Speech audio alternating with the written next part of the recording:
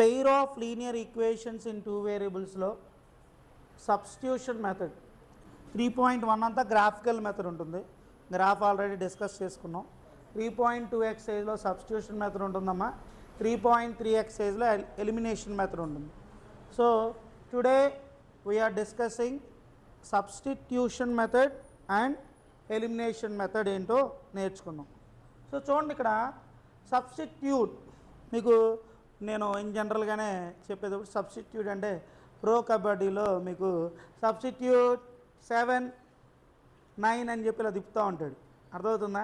Substitute అని అంటే 7 అనే నెంబర్ ఆటగాడు బదులు 9 అనే నెంబరు ఆటగాడు వస్తాడు. 7 అనే నెంబరు ఆటగాడు రెస్ట్లోకి వెళ్ళిపోతాడు. అతనికి బదులుగా ఇంకో అతను వచ్చి ఆ గేమ్ ఆడతాడు. ఓకేనా? అలా మనం కూడా ఇక్కడ ఏంటంటే ఎక్స్ వాల్యూ వై వాల్యూ అనే 2 వేరియబుల్స్ ఉన్నాయి మనకి. 2 వేరియబుల్స్లో ఎక్స్ వాల్యూని తీసుకొని ముందు left hand side X value Y value left hand side తీసుకొచ్చేసేసి ఎక్స్నో వైనో మిగతా రిమైనింగ్ అన్ని మొత్తాన్ని రైట్ హ్యాండ్ సైడ్ తీసుకెళ్ళిపోతాం values. So X value Y value కనిపెడతాం. దాన్ని తీసుకెళ్ళి ఇంకొక ఈక్వేషన్లో ఆ X value Y value substitute చేస్తే మనకి ఎక్స్ ఏంటో వై ఏంటో వాల్యూస్ వచ్చేస్తాయి. ఓకేనా? సబ్స్టిట్యూషన్ అంటే సబ్స్టిట్యూషన్ మెథడ్ అంటే అది జస్ట్ ఎక్స్ వాల్యూ ఫస్ట్ మనం కనిపెట్టి దాన్ని తీసుకొచ్చి ఎక్కడ పెడతాం, సబ్స్టిట్యూట్ చేస్తాం, సెకండ్ ఈక్వేషన్లో ఉన్న ఎక్స్ వాల్యూలో పెడతాం. ఓకేనా? అప్పుడు ఒక ఎక్సో లేదంటే వైయో వస్తుంది మనకి. దాని ద్వారా ఒక ఎక్సో వై వస్తుంది కదా, ఎక్స్ వస్తే వై కనిపెడతాం, మళ్ళీ వై వస్తే ఎక్స్ కనిపెడతాం. అంతే, సింపులే. ఒకసారి చూడండి అమ్మ, ఇచ్చిన సమ్లో మనకి మొత్తం 0.2x + 0.3y is equal to 1.3, 0.4x + 0.5y is equal to 2.3. ఇక్కడ మీరు గమనిస్తే ఇక్కడ మొత్తం డెసిమల్స్లో ఉంది సమ్ము. అవునా?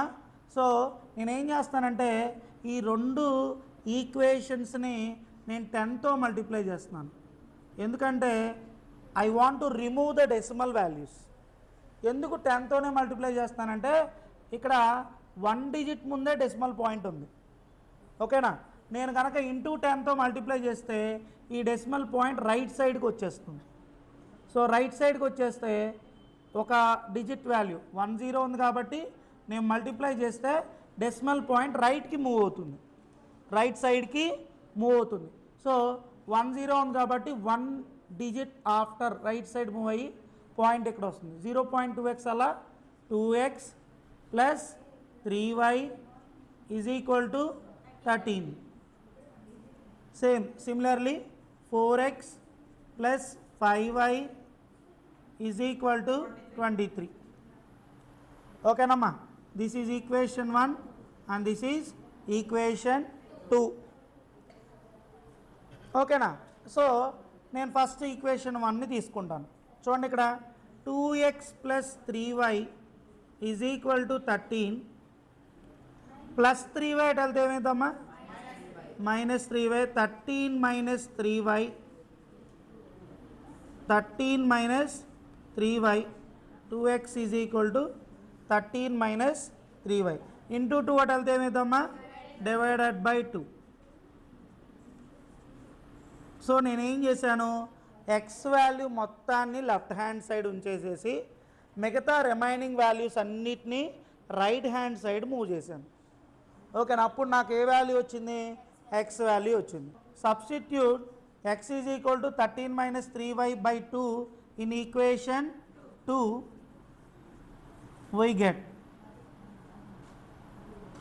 సో చూడండి, 4x + 5y is equal to 23. ఈ ఎక్స్ ప్లేస్లో మనం ఏం పెట్టాలమ్మా? ఇప్పుడు X is equal to 13 - 3y by 2 substitute చేద్దాం. 13 - 3y by 2 plus 5y is equal to 23. Listen, 2 table 2 1s are 2, 2 2s are 4. ఇప్పుడు 2తో మల్టిప్లై చేయాలి. ఇక్కడ డివిజన్ ఉంది కాబట్టి క్యాన్సిల్ చేసాం. ఇప్పుడు 2 13s 26 -2 3s are 6, 6y plus 5y is equal to 23. -6y plus 5y -y ఒక ప్లస్ ఒక మైనస్ ఉన్నప్పుడు ఏం చేయాలి? మనం సబ్ట్రాక్షన్ చేయాలి. సో 6y మైనస్ ఇదేమో ప్లస్లో ఉంది కాబట్టి ఏమొస్తుందమ్మా? మనకి minus y 26 minus y is equal to 23. Minus y ఉంది కదా, మైనస్ వైని నేను రైట్ హ్యాండ్ సైడ్ తీసుకెళ్ళి ప్లస్ 23ని లెఫ్ట్ హ్యాండ్ సైడ్ తీసుకొస్తే plus 23 becomes minus 23, minus y becomes plus y అంటే వై. 26లో ఉండి 23 తీసేస్తే 3. So y is equal to 3. Y is equal to ఎంత వచ్చేస్తుందమ్మా 3. ఈ ఈక్వేషన్ ఇప్పుడు జాగ్రత్త గమనించండి, ఈ y is equal to 3 either 1లో ఉన్నా పెట్టచ్చు, 2లో ఉన్నా సరే సబ్స్టిట్యూట్ చేయొచ్చు, ప్రాబ్లం లేదు. సో 1లో సబ్స్టిట్యూట్ చేస్తాను చూడండి. So substitute y is equal to 3 in equation 1 we get. చూడమ్మా నేను ఈ గ్యాప్లో పెడతాను. ఇక్కడ చూడండి 2x plus 3y is equal to 13. మనకు y ప్లేస్లో ఏమొచ్చేసిందమ్మా 3. So 2x plus 3 into 3 is equal to 13. 2x plus 3 3s are 9 is equal to 13. Plus 9 అటు వెళ్ళిపోతే మైనస్ 9, 13 మైనస్ 9 ఇంటూ 2 అటు వెళ్ళిపోతే divided by 2, 13 minus 9 by 2. So 13 minus 9 ఎంతమ్మా 4, 4 by 2, 2 2s are 4. So x is equal to 2, x is equal to 2 వచ్చిందమ్మా, y is equal to 3 వచ్చింది. మనం ఒక్కసారి check చేద్దాం, ఓకేనా. x వాల్యూ y వాల్యూస్ తీసుకెళ్ళి ఈక్వేషన్ 1లోను ఈక్వేషన్ 2లోను పెట్టి ఈక్వల్ అవుతుందా లేదా, LHS is equal to RHS అవుతుందా లేదో ఒకసారి చెక్ చేద్దాం. చూడండి ఇక్కడ x వాల్యూ 2, y వాల్యూ 3. ఇక చూడండి x వాల్యూ నేను 2 పెడుతున్నాను, y value 3. 2 2s are 4, 3 3s are 9 plus 4 13. Yes, LHS is equal to RHS. మనం చెక్ చేసేస్తున్నాం, అర్థమవుతుందా. ఇక డౌట్ ఉండదు ఇక మనకి, ఇక అర్థమవుతుందమ్మా. ఒకవేళ ఈక్వల్ కాకపోతే మనది ఎక్కడో సమ్ము రాంగ్ అయినట్టే, అప్పుడు మళ్ళీ ఒకసారి రీచెక్ చేసుకోండి. మళ్ళీ ఎక్కడ కూడా చూడండి, x ప్లేస్లో 2, y ప్లేస్లో 3. 4 2s are 8, 5 3s are 15, 15 plus 8 23.